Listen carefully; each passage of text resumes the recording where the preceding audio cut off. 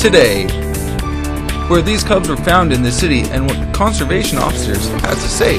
Also today, details of the driver of this car who rear-ended the pickup truck on Main Street.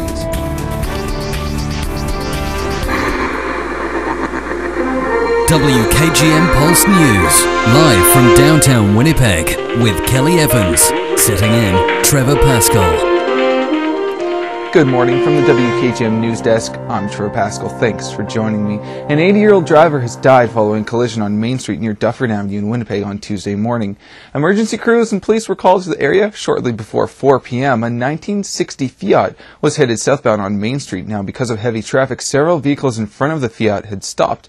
Police said it appears the driver of the Fiat had failed to stop in time, colliding with the back of a pickup truck. A chain reaction crash followed involving two other vehicles. And the guy kind of sitting there with the bent steering wheel kind of squished in. I believe he was squished in. And then I just heard like some ladies, I don't know, through the windshield. That's all I know. She was right through the windshield. The 80-year-old driver from the Fiat was rushed to hospital in critical condition but died from injuries this morning. And a 71-year-old female passenger in the Fiat was also rushed to hospital but has been upgraded to stable condition. Police continue to investigate. Winnipeg police have made an arrest in the shooting of David Michael Vincent, 20 years old. A 14-year-old boy faces charges of first-degree murder. Vincent was found shot in the area of Boyd Avenue and Andrew Street in the Winnipeg area on September 25th. Officers said the investigation determined the suspect was in the area of the 500 block of Boyd Avenue when he had encountered the victim. Following a dispute between the two, the suspect pulled out a gun and fired it in the direction of the victim. The suspect was arrested around 9:30 p.m. on September 27th, and he is being held in the Manitoba Youth Centre.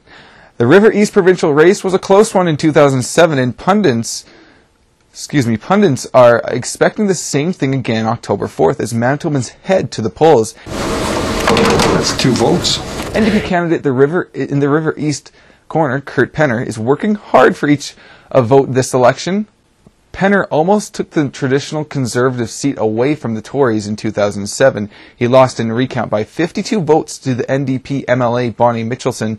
NDP leader Greg Salinger kicked off his campaign in the River East area. Politic analyst says that's a clear sign River East could be a tight race. Some of the Tories can't afford to lose any seats like the River East if they want to keep form governments. Kelly Mitchell is running for the Green Party in River East, and the Liberal candidate in the riding is Christopher Pita.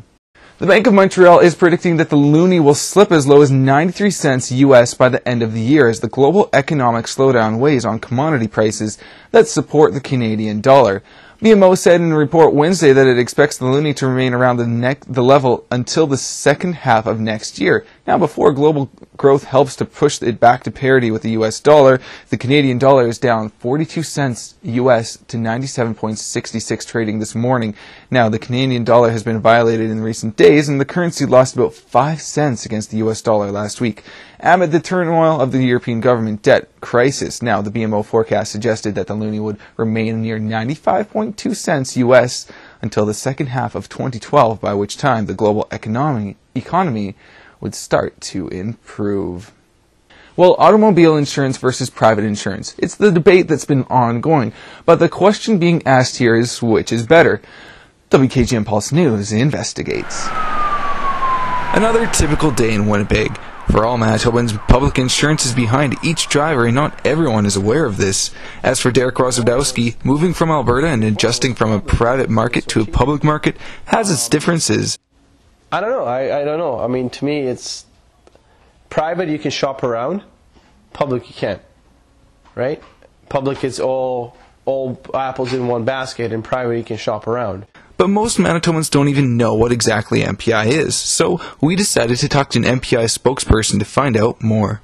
Manitoba Public Insurance is a public insurer that provides universally available mandatory insurance products for private passenger vehicles, motorcycles, some basic coverages for ORVs, snowmobiles, ATVs, all that type of various types of automobiles. Vehicles are rated based on the type of vehicle, the amount of claims are made on the vehicle, the safety of the vehicle, as well as other ratings which may influence it, such as fuel efficiency, and popularity of the vehicle. There are 4 principles based on the Personal Injury Protection Plan. Coverage is available to all Manitoba residents injured in automobile accidents anywhere in Canada or the USA. Compensation focuses on certain economic losses for an auto injury or death. Compensation is guaranteed for all injured Manitobans regardless of who's at fault, and most benefits are indexed at the Consumer Price Index. In comparing MPI rates across Canada, Manitobans rank one of the lowest in the country for premiums on average, with Toronto skyrocketing for a 21-year-old male just over $7,000 and the lowest in Saskatchewan just over $1,000, but Manitoba is right behind them. Glenn Huppy also explained to me that 85% of premium money collected by MPI is returned back to customers in the form of claims benefits. The rest goes towards overhead operating expenses and are expected to give back $92 million in rebates towards policyholders in the next term. Good or bad, Manitoba Public Insurance is a successful corporation, one that is not going anywhere anytime soon. Trevor Pascal, WKGM Pulse News, Winnipeg.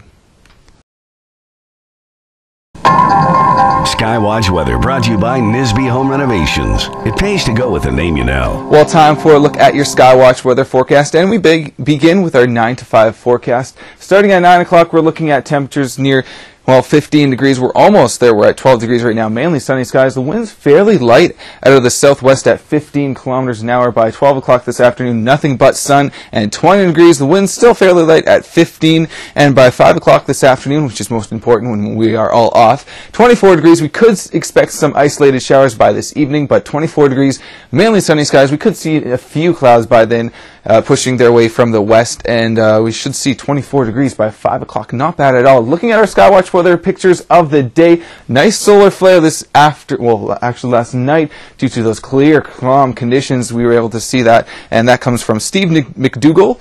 Thank you for that one. And our second one is our Goose, St. Vital Park. Sticking around for our warm weather, why not? It's going to be a nice one today, and an actually nice week still above temperatures. Current conditions right now in Winnipeg, 12 degrees under mainly sunny skies. The wind's very, very light out of the west, southwest at 5 kilometers, and your barometer pressure is falling ever so slightly at 100.7. The relative humidity is at 78%.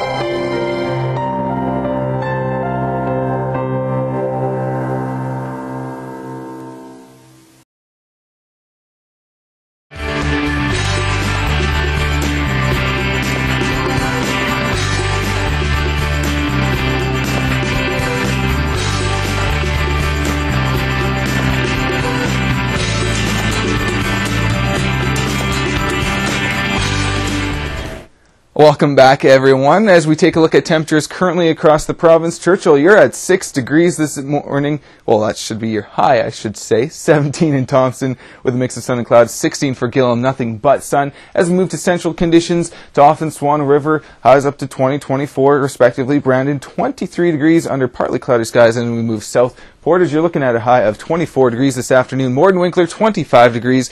Gimli, 23, nothing but sun for Winnipeg, and a high of 24 here in Winnipeg. As we move to Ontario's conditions, you're getting everything that we got yesterday, 25 to 24 right across the board. Now, your 7-day forecast looks like this. Today, like I said, 24 degrees, nothing but sun. We could have that chance of afternoon showers and evening showers this evening, but like I said, 24 degrees today, Thursday, 17, partly cloudy skies, lows of 10 tonight and 15 for Friday, nothing but sun. And the weekend, look at this, nothing but sun, 21 and 21 again on Sunday, 18 for Monday, and I cannot quite see this on Tuesday, 18 degrees with mainly sunny conditions. There's a slight chance of precipitation moving in next Wednesday, but we won't worry about that right now. Right now, focusing on the weekend where we see nothing but sun. Current conditions across the province look like this.